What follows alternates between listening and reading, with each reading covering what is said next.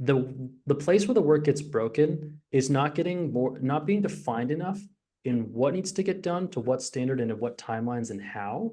And then Mm, projects drag out. Like, for example, like one of my clients now, I'm beginning to help him with marketing. Now I realize like, oh my, I could tell him to do the marketing, but he's like marketing illiterate. Like me telling him to do it, it just doesn't get done because he just doesn't know enough with what I tell him to do it. And I could sit there and then there comes a point where I just might as well do it myself. But it's like, kind of better that I do it myself. It gets done fast. It gets done to the standard that I'd like. Now, there's obviously a little bit of anxiety of like, will this work? And so it's like sometimes you just have to set the expectation that, hey, we're going to test these things. Overall, we both logically see eye to eye on this. Yes, okay, cool. So let's run these and see what comes out of it.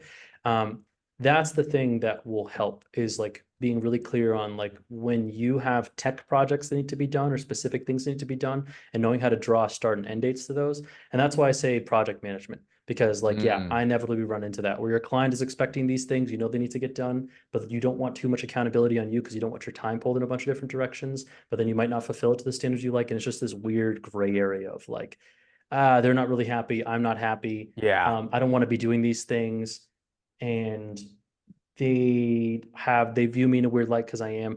That's why I told Desmond like in a perfect world, stay off the calls because like then the expectation like you're dealing with a lot of human psychology too when it comes to these deals of like how you are perceived is sometimes more important than what actually gets done, you know, where it's like if I hire a closer, train the closer and get him taking calls, he doesn't produce, you're still perceived in a good light. You did your things, the closer's Yeah. broken.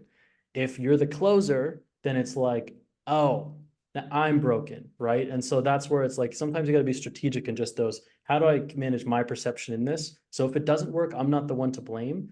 But that's good because you know that allows me time and it also allows us to see this more objectively and gives me more room to kind of. And there's times too that you'll test That's things a with good your point. client and they might not work, but you don't want the accountability of it not working though.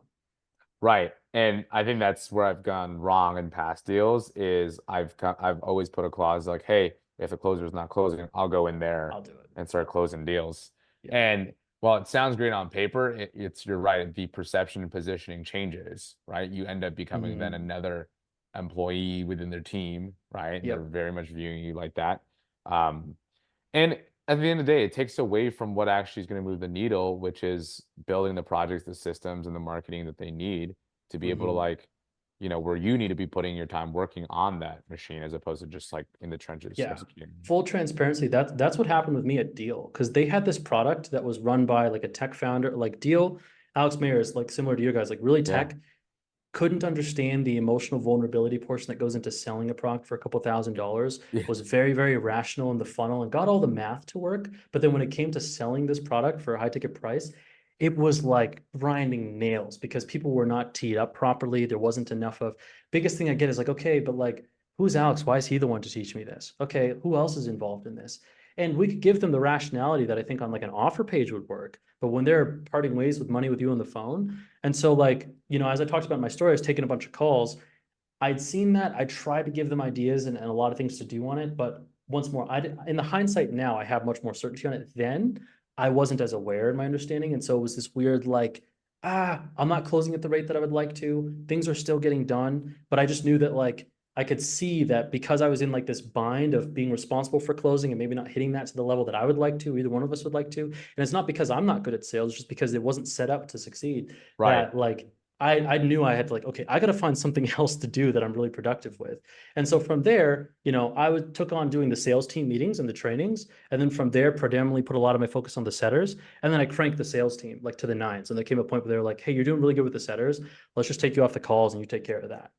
In hindsight, though, now, like now that I've learned that lesson, I'm like, oh, that's just kind of the place I need to begin from the get-go, where it's like start with setters, start with closers, keep Damn. yourself off of these things.